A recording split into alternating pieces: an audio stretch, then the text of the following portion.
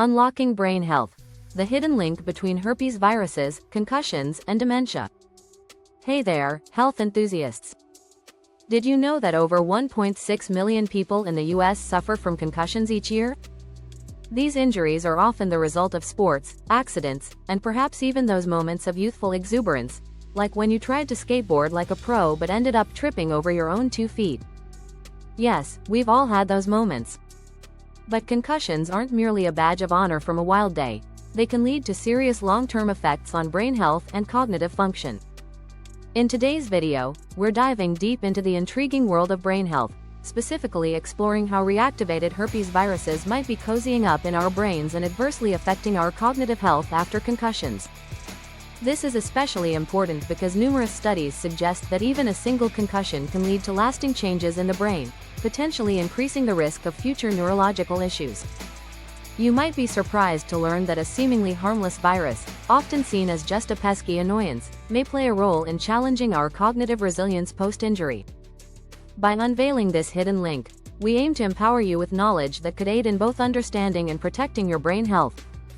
So, grab your favorite snack, settle in, and let's get rolling. With each revelation, you'll be better equipped to shield your mental faculties. And hey, while you're at it, don't forget to like, share, and subscribe for more mind-blowing content that puts health knowledge right at your fingertips. Alright, folks. Before we jump into the juicy stuff, let's set the stage. First off, a concussion isn't just a fancy term for a headache. It's a traumatic brain injury that can shake up your cognitive functions in ways we're only beginning to understand. Think about it.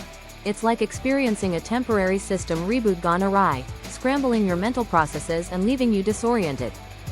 You know, like that time you forgot where you put your keys, for the 3rd time this week. It can feel almost comical until you realize how serious it really is.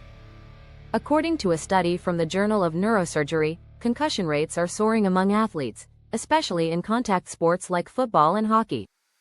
These are not just isolated incidents. They are part of a growing trend that has experts sounding the alarm about head traumas and their long-term implications. So, who's at risk? Spoiler alert. Probably everyone. Whether you're an elite athlete or just an adventurous spirit who plays weekend pickup games, the threat of a concussion lurks around every corner. But here's where it gets downright fascinating.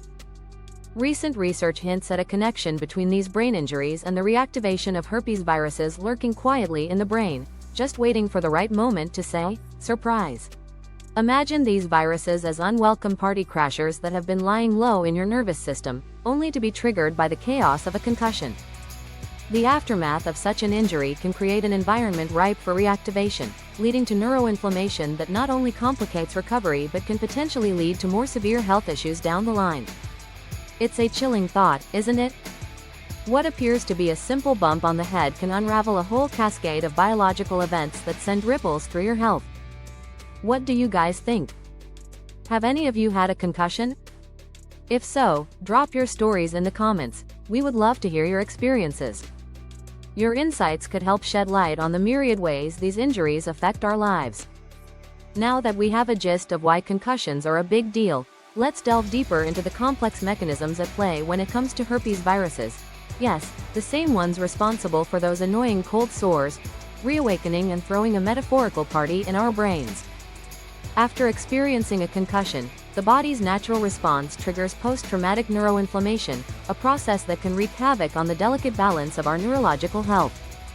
This biological reaction is not just a minor nuisance, it can set the stage for an increase in viral latency.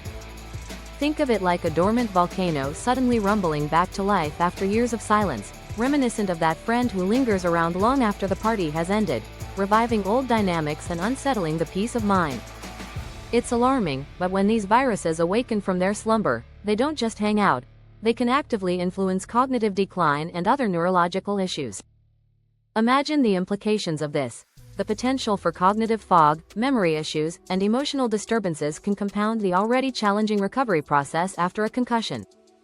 It's a scenario that makes you think twice about the long-term effects of seemingly minor head injuries. Scary, right?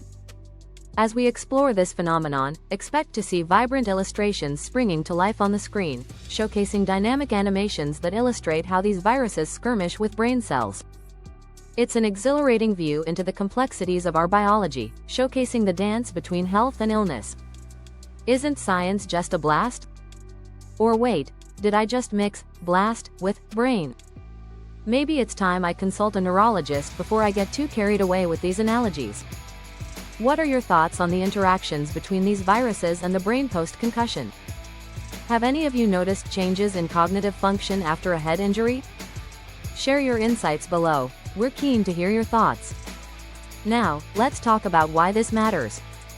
Studies from renowned journals like Neurobiology of Aging have discovered that these reactivated herpes viruses can lead to substantial cognitive decline later in life, potentially increasing the risk of conditions like dementia.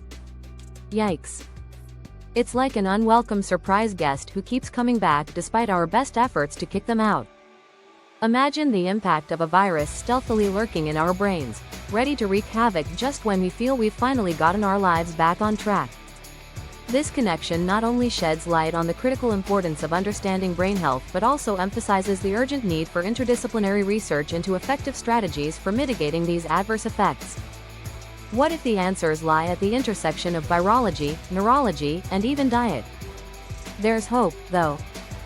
Cutting-edge treatment strategies focusing on managing neuroinflammation may pave the way toward maintaining cognitive health post-concussion. For instance, anti-inflammatory diets or even novel pharmaceuticals designed to target these latent viruses could make all the difference in safeguarding our neurological well-being. So, what do you think? Are we on the forefront of a big breakthrough in brain health? Could this research shift our approach to long-term brain health after injuries and infections? Let's hear your thoughts in the comments. And if you're enjoying this exploration into the fascinating world of neuroscience, don't forget to like and subscribe. Today, we've taken a roller coaster ride through understanding how reactivated herpes viruses in the brain might link concussions to dementia. A connection that is not only fascinating but also raises significant implications for our approach to brain health and recovery. The evidence suggesting that these dormant viruses, which can awaken following a head injury, may contribute to neurodegeneration highlights the intricate relationship between physical trauma and long-term cognitive outcomes. If there's one takeaway, it's clear that protecting our brain health should be a top priority, especially for those who find themselves more susceptible to concussions, such as athletes, veterans, and individuals engaged in high-risk occupations. As we wrap up this enlightening discussion, let's remember, knowledge is power. By staying informed and advocating for ongoing research into cerebral health, we not only empower ourselves but also contribute to a larger movement aimed at combating cognitive decline. Innovations in brain health could be on the horizon, and your engagement can help catalyze that change. Don't forget to subscribe for more content like this. We also encourage you to share your thoughts in the comments section. What did you learn today? Have you or someone you know experienced the long-term effects of concussions?